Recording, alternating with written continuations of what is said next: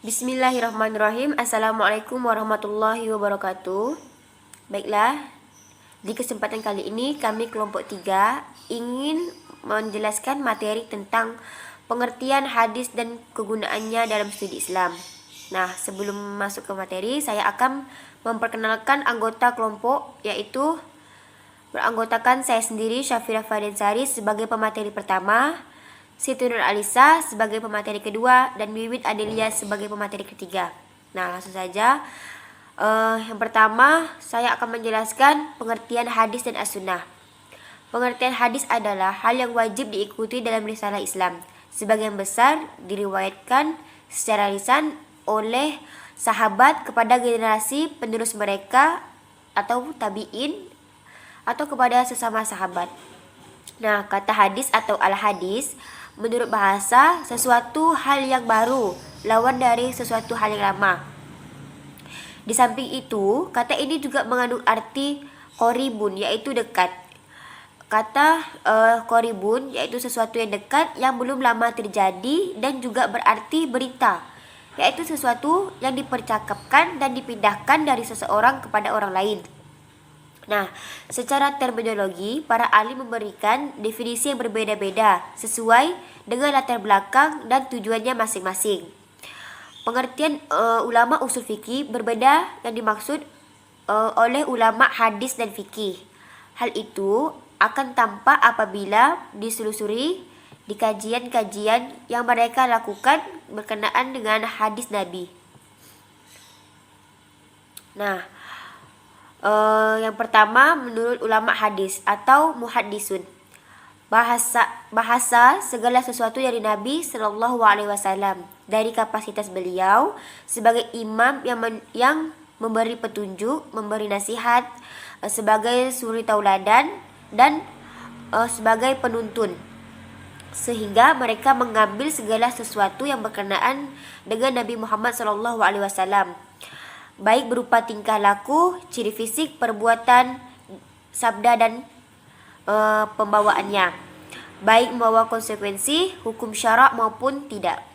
Nah, yang kedua, menurut ulama usul fikih atau ushuliyun, memandang Nabi Shallallahu Alaihi Wasallam sebagai penetap hukum Islam atau as-syari' dan peletak kaidah-kaidah bagi para mujtahid dalam menetapkan hukum Islam. Oleh karena itu, yang terjadi menjadi perhatian serius bagi mereka adalah sabda, perbuatan, dan takrir beliau yang membawa konsekuensi hukum dan menetapkannya. Nah, yang ketiga, menurut ulama fikih atau fuqaha, memandang Nabi Shallallahu Alaihi Wasallam dari sisi perbuatannya yang perbuatan hukum syarak. Mereka mengkaji hukum syarak berkenaan dengan perbuatan manusia, baik dari segi wajib, haram, mubah, atau yang lainnya. Maka ulama hadis mendefinisikan hadis sebagai segala perkataan Nabi Shallallahu Alaihi Wasallam, perbuatan, dan ihwalnya. Nah, yang dimaksud ihwal di sini adalah segala yang diriwayatkan Nabi Shallallahu Alaihi Wasallam yang berkaitan dengan himah, karakteristik, sejarah kelahiran, dan kebiasaan-kebiasaannya, sehingga mereka mendefinisikan hadis sebagai suatu yang didasarkan kepada Nabi Shallallahu Alaihi Wasallam, baik berupa perkataan, perbuatan, takrir maupun sifatnya. Nah, selanjutnya pengertian sunnah. Menurut bahasa, sunnah artinya jalan yang terpuji atau yang tercela. Sementara itu, dalam hadis Rasulullah Shallallahu Alaihi Wasallam bersabda, disebutkan barang siapa melakukan sesuatu perbuatan yang baik, ia akan mendapat pahala dari perbuatannya itu, dan pahala orang yang menirunya setelah dia, dengan tidak dikurangi pahalanya sedikit pun. Dan barang siapa yang melakukan kejelekan, maka ia akan menanggung dosanya dan orang-orang yang mengikuti setelahnya, dan tidak dikurangi dosanya sedikit pun. Sedangkan sunnah menurut istilah di kalangan ulama terdapat perbedaan pendapat. Hal ini disebabkan karena latar belakang persepsi dan sudut pandang masing-masing terhadap diri Rasulullah Shallallahu Alaihi Wasallam. Secara garis besar mereka menjadi 3 kelompok, yaitu menjadi 3 golongan, yaitu muhaddisun atau ahli hadis, ushuliyun atau ahli usul, dan fuqaha ahli fikih. Nah, pengertian sunnah menurut ahli hadis adalah segala yang bersumber dari Nabi Shallallahu Alaihi Wasallam, baik berupa perkataan, perbuatan, takrir, perangai, budi pekerti, perjalanan hidup, baik sebelum diangkat menjadi Rasul maupun sesudahnya. Menurut ulama usul fikih memberikan definisi sunnah adalah segala yang dinukilkan dari Nabi Muhammad SAW, baik berupa perkataan, perbuatan maupun takrirnya yang ada sangkut pautnya dengan hukum. Ulama hadis membicarakan segala sesuatu yang berhubungan dengan Nabi Muhammad SAW, baik yang ada hubungannya dengan ketetapan hukum syariat Islam maupun tidak. Sedangkan ulama usul fikih memandang Nabi Muhammad SAW sebagai masyri'. Firman Allah dalam Quran surah Al-Ashr ayat 7 yang berbunyi, apa yang dibawa oleh Rasulullah maka ambillah atau kerjakanlah, dan apa yang dilarang oleh Rasulullah jauhilah. Ulama fikih memandang sunnah ialah perbuatan yang dilakukan dalam agama, tetapi tingkatannya tidak sampai wajib atau fardu, atau dengan kata lain, sunnah adalah suatu amalan yang diberi pahala apabila dikerjakan dan tidak dituntut apabila ditinggalkan. Mungkin itu saja yang dari saya. Selanjutnya akan dijelaskan oleh pemateri 2, yaitu Siti Nurhalisa. Baiklah, saya Siti Nurhalisa yang akan melanjutkan pembahasan materi dari Syafira. Di sini saya akan membahas tentang khobar, atsar, dan struktur pembentukan hadis. Khobar itu serupa dengan makna hadis, yaitu segala berita yang disampaikan oleh seseorang kepada orang lain. Adapun ulama lain mengatakan bahwa khobar adalah sesuatu yang datang selain dari Nabi Muhammad SAW. Sedangkan yang datang dari Nabi Muhammad SAW disebut hadis. Ada juga yang mengatakan bahwa hadis lebih umum dan lebih luas daripada khobar, sehingga tiap hadis dapat dikatakan khobar, tetapi tidak semua khobar dapat dijadikan hadis. Atsar adalah sebuah bentuk yang dimana dilakukan periwatan yang berasal dari sahabat, dan juga dilakukan penyandaran dengan kata yang diberikan oleh Nabi Muhammad SAW. Contoh, menurut sunnah hendaklah imam bertakbir pada hari raya Fitri dan hari raya Adha sebanyak 9 kali ketika duduk di atas mimbar sebelum berkhutbah. Hadis riwayat Baihaqi. Adapun struktur pembentukan hadis.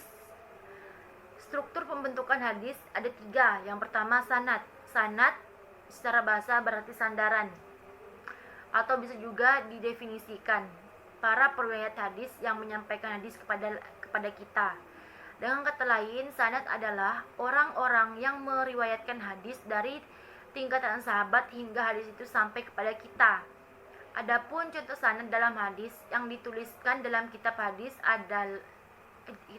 Sahih Bukhari ialah Umar bin Khalid telah menceritakan hadis padaku Imam Bukhari. Ia berkata, Alais menceritakan hadis padaku Umar bin Khalid dari Yazid, dari Abdul Khair, dari Abdullah bin Amr radhiyallahu anhum, bahwa seorang lelaki bertanya pada Nabi SAW, manakah Islam yang paling baik? Beliau menjawab, memberi makanan dan membaca salam pada orang yang engkau kenal dan yang tidak engkau kenal. Hadis riwayat Bukhari. Dari contoh tadi, yang disebut sanad itu adalah Abu Khair, Umar bin Khalid, Al-Lais, Yazid, Abdul Khair, dan Abdullah bin Amr. Artinya Abdullah bin Amr ini mendapatkan hadis dari Nabi SAW, lalu hadis ini disampaikan kepada Abdul Khair, lalu kepada Yazid, lalu kepada Al-Lais, lalu kepada Umar bin Khalid, lalu kepada penulis hadis. yaitu Imam Al-Bukhari. Yang kedua, matan. Matan secara bahasa berarti tanah yang keras dan tinggi. Sedangkan secara istilah adalah kalimat setelah berakhirnya sanad suatu hadis. Dalam artian apabila rantaian sanad telah disebutkan, maka setelah itu adalah matannya. Berikut contoh matan dalam hadis yang dituliskan dalam kitab Sahih Bukhari.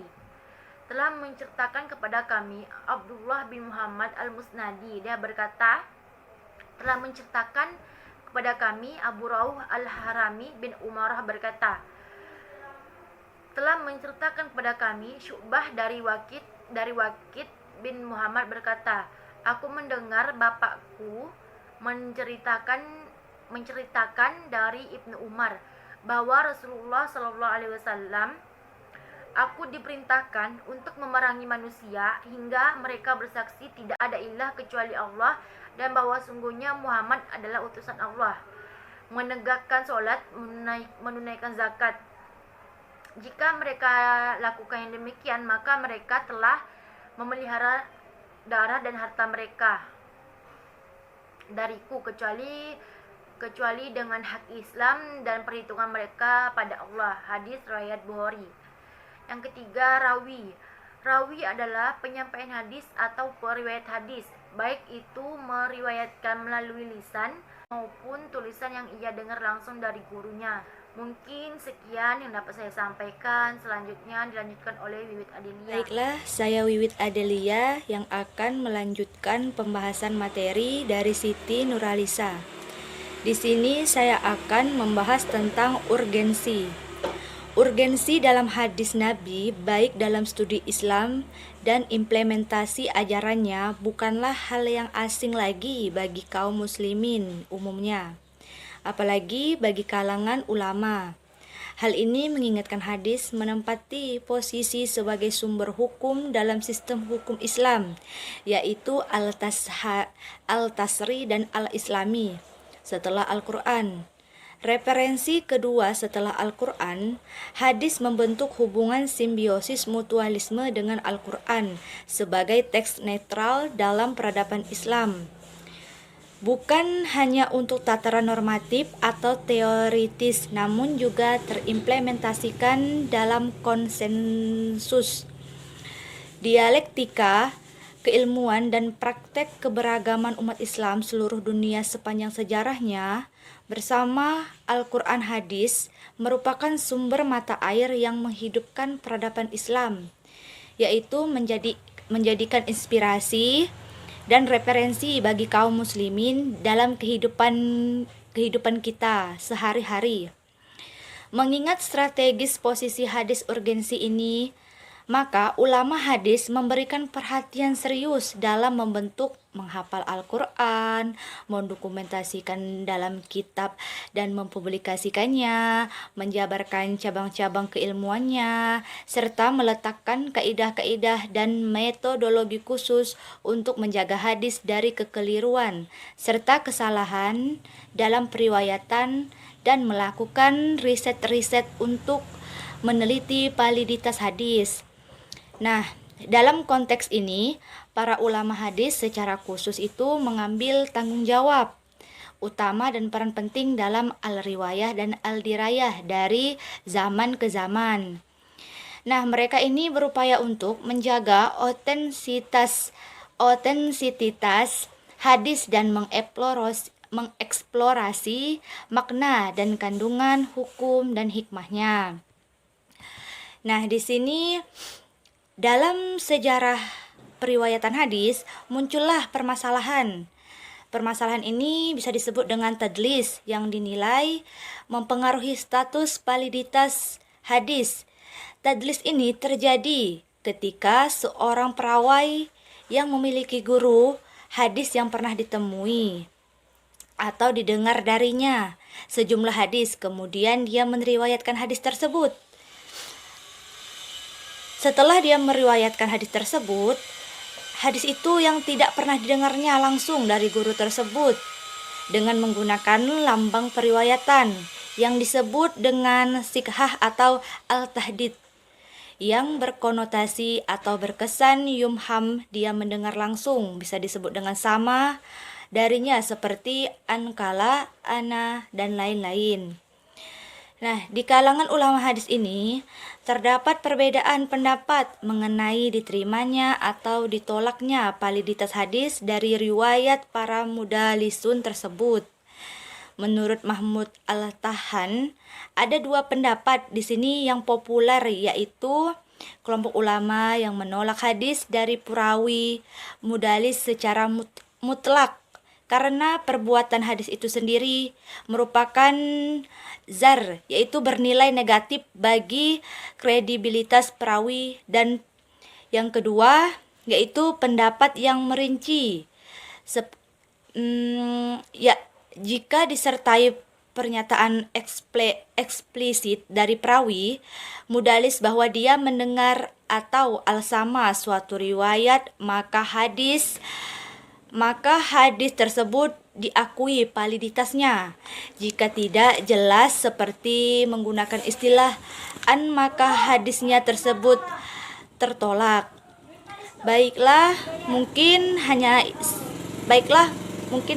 sekian yang dapat kami sampaikan. Kami mengucapkan banyak-banyak terima kasih atas perhatiannya. Kami memohon maaf jika penyampaian materi kami ini banyak kekeliruan dan kesalahan. Semoga materi ini dapat bermanfaat untuk kita semua. Wabillahi taufiq wal hidayah. Wassalamualaikum warahmatullahi wabarakatuh.